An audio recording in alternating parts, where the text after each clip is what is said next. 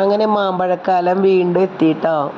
ഇനിയിപ്പോൾ സ്കൂൾ വെക്കേഷനൊക്കെ ആവാറായല്ലോ. അപ്പോൾ ഞാൻ പിന്നെ ഇടയ്ക്കിടയ്ക്ക് പറമ്പിലേക്ക് പോകും. ഇത് ഏതാ മാങ്ങ എന്ന് മനസ്സിലായ? ഇത് വട്ടമാങ്ങയാണ് കേട്ടോ.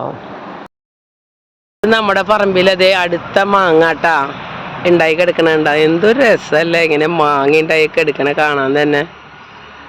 നമ്മളിവിടെ താമസിക്കുകയാണെങ്കിൽ നന്നായിരിക്കും. ഇതൊക്കെ എന്നും കാണാലോ ഈ കാഴ്ചകളൊക്കെ. എന്താണെന്നറിയില്ല, എവിടെ കുളമ്പ് മാവ് ഉണ്ടായി കിടന്നാലും എനിക്കത് വീഡിയോ എടുക്കാൻ ഭയങ്കര ഇഷ്ടമാണ്. കഴിഞ്ഞ ദിവസം ഞാൻ കാണിച്ചത് ഞാൻ ജനിച്ചു വളർന്ന വീട്ടിലെ കുളമ്പ് മാവാണ് കേട്ടോ. ഇത് ഞങ്ങളുടെ പറമ്പിലത്തെ കുളമ്പ് മാവാണ്. അത് കാണാനായിട്ട് ഭയങ്കര രസമാണേ. ഞാൻ ഈ മാങ്ങ ഇന്ന് പറിക്കാതെ പോകുന്നതിന് ഒരുപാട് ലക്ഷ്യങ്ങളുണ്ട്. നമ്മുടെ ലക്ഷ്യമൊന്നും പൊട്ടിക്കാൻ വരുന്ന കള്ളന്മാർക്ക് അറിഞ്ഞൂടല്ലോ. അവർ കിട്ടിയതൊക്കെ ആക്കി കൊണ്ടുപോകും. ഞാൻ അതുകൊണ്ട് ഇന്ന് കുളമ്പ് മാങ്ങ ഒന്നും പറിക്കുന്നില്ല. മറ്റു മാങ്ങകളാണ് പറിക്കാൻ ഉദ്ദേശിക്കുന്നത്. ഇത് തൊലിയപ്പ മാങ്ങയാണ് കേട്ടോ. ഇത് നമുക്ക് തിന്നാനായിട്ട് അത്ര വലിയ ഇഷ്ടമില്ല. പക്ഷേ നമുക്ക് മാങ്ങത്തൊലി ഉണക്കാനും മറ്റു കാര്യങ്ങൾക്കൊക്കെ നല്ലതാണ്.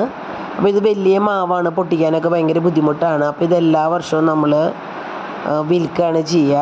ഇത് ആരെങ്കിലും ലേലെടുത്ത് കൊണ്ടുപോകും. ഈ മാവ് മാത്രമാണ് നമ്മൾ അങ്ങനെ ചെയ്യാറുള്ളൂ. വേറെ 4-5 ടൈപ്പ് മാങ്ങ കൂടി ഉണ്ട് കേട്ടോ പറമ്പിൽ.